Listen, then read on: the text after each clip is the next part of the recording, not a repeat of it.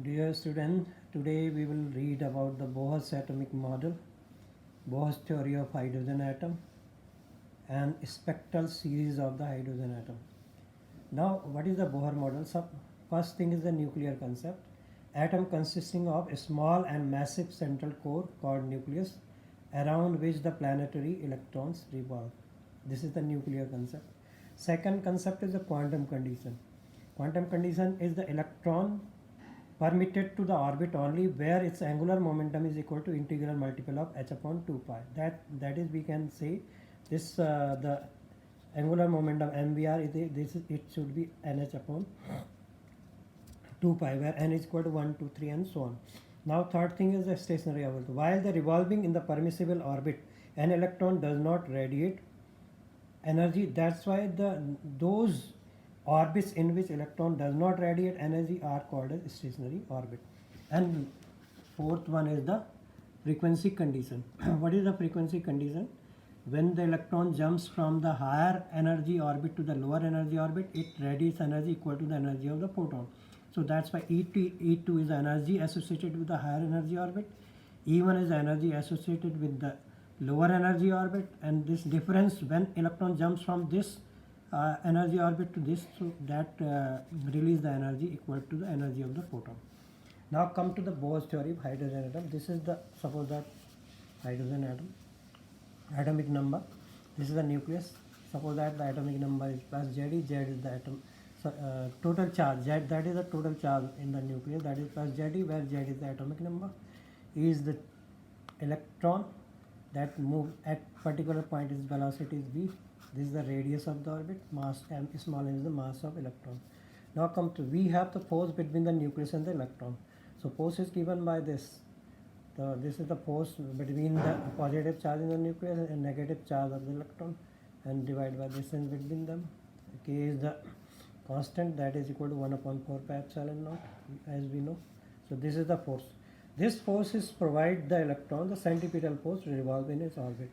तो ये ऑर्बिट में घूमने के लिए सेंटीपीटल फोर्स प्रोवाइड करता है, M V square upon R equal to K Z E square upon R square. तो ये आपका ये और सेंटीपीटल फोर्स बराबर होगा. तो यहाँ से आर की वैल्यू आ रही K Z E square upon M V square. Okay, now here see. तो from the Bohr's quantization M V R equal to N H upon 2 pi, so R equal to N H upon 2 pi M V, R equal to N H upon 2 pi M V. आपने अभी पिछली condition में देखा था, are की value देखिए, are देखा था आपने यहाँ पे, this was the R, this was the R equal to K Z E square upon M V square. और क्वांटम कंडीशन से आर की वैल्यू निकली है N H upon 2 pi M V. दोनों को इक्वेट कर दिया, यहाँ से वेलोसिटी आ गई 2 पाई के जेड ई स्क्वायर अपॉन एन एच. ठीक है, तो यहाँ से ये जो v की वैल्यू है we will put here. So we will get the radius of nth energy orbit n H upon 2 pi m. तो यहाँ से v की वैल्यू यहाँ पर पुट कर दी, ये v की value. So this is the radius of nth orbit, that is we can n square h square upon 4 pi square m k Z E square. ठीक है, तो 4 pi square m k Z ई square. तो this is the, it means we are there energy जो radius होती है orbit के, that is directly proportional to n square. क्योंकि बाकी जो टर्म है एच हो गया, 4 पाई हो गया, स्क्वायर हो गया, m k z and e, these all are constant. Okay, now come to the Bohr's radius.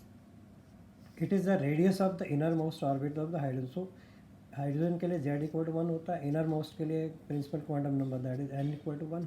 So that's why r naught से हम डिनोट करेंगे, यहाँ एन 1 लिखेंगे, जेड को भी 1 लिखेंगे. तो ये जो वैल्यू मिलती है आपको, ये वाली, तो ये वैल्यूज़ पुट करने के बाद it comes out to 0.53 into 10⁻⁻10 metre और 0.53 angstrom. So this is called as Bohr radius. Okay, now come here, this is the speed of electron. Speed of electron, जैसे कि आपने स्पीड हमने डिराइव की है, we equal 2 pi K Z square upon N H. For the hydrogen atom Z equal 1, so V equal to this much. तो यहाँ पर v equal to 2 pi K E square upon C H into C by N. ठीक है ना, हमने c से क्या किया, डिवाइड कर दिया, c से मल्टीप्लाई कर दिया. तो ये जो आपका है इसको हम अल्फा से डिनोट कर रहे हैं, that c by n. Alpha is called as fine structure constant. तो ऑन सॉल्विंग अल्फ़ा जो आता है इसकी वैल्यू आती है 1/137, तो v equal to 1/137 c by n।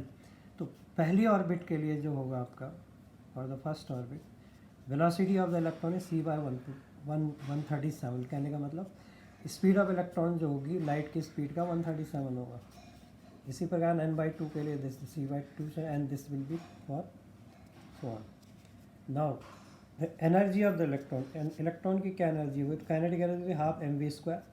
तो v की वैल्यू हमने K Z square upon 2r, half mv² equal to जो हमने काइनेटिक एनर्जी जो देखी थी that will be equal to the K Z square upon 2r। Okay, तो क्योंकि हमने जो है अभी हम इसको आप पीछे के उसमें जाएंगे तो you will find this half mv² की वैल्यू की के जेड स्क्वायर अपॉन 2r आती है। तो यहाँ से काइनेटिक एनर्जी होगी के जेड ई स्क्वायर अपॉन 2r। अब आप बात करेंगे पोटेंशियल एनर्जी की। पोटेंशियल एनर्जी होगा that will be equal to K, this is the charge on the nucleus and this is the electronic charge and upon R. तो ये होगा minus K Z square upon, तो potential energy होगी minus K Z square upon R. तो kinetic energy हो गया के Z square upon 2r and ये हो गया minus K Z square upon R. तो टोटल एनर्जी इन दोनों को ऐड कर देंगे तो you will find minus K Z square upon 2r। Okay, now the radius के लिए हमारा ये फार्मूला है, ठीक है। तो nth ऑर्बिट की जो एनर्जी है E N, so that's why minus K Z square upon 2 into this much, क्योंकि आर की हम वैल्यू रख देंगे यहाँ पर, इसमें हम ये आर की वैल्यू रख देंगे। अपॉन में आ रहे हैं तो उल्टा हो जाएगा, ये उल्टा हो जाएगा। तो हमारी nth ऑर्बिट की जो एनर्जी आएगी minus 2π² mk² z² e4 upon n² h²। Now the okay, now the spectral series of the hydrogen atom. तो nth ऑर्बिट में जो एनर्जी है, nth ऑर्बिट की जो एनर्जी है वो ये वाली एनर्जी है, हम जानते हैं।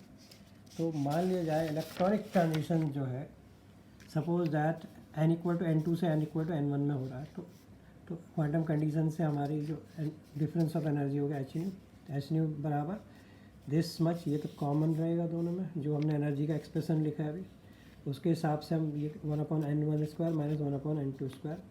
तो यहाँ पर यहाँ से हमने एच को यहाँ मल्टीप्लाई कर दिया HQ, तो ये आपका आ गया। उसके बाद हमने यहाँ पर क्योंकि nu equal to frequency equal to c/λ होता है, तो ये आपका एक्सप्रेशन हो गया। इसको c को यहाँ रख दिया, तो ये हो गया। तो 1/λ is called as wave number, इसको 1/λ को वेव नंबर बोलते हैं। और ये वाला ये जो चीज़ है ये this is called as Rydberg's constant, इसकी वैल्यू 1.0973 × 10⁻⁷ पर मीटर।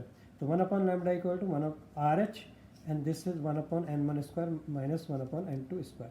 तो this is called as Rydberg's formula. This is called as Rydberg's formula. So now in this video we will do, यहीं तक करते हैं। In the next video we will explain the spectral series of hydrogen atom. Thank you.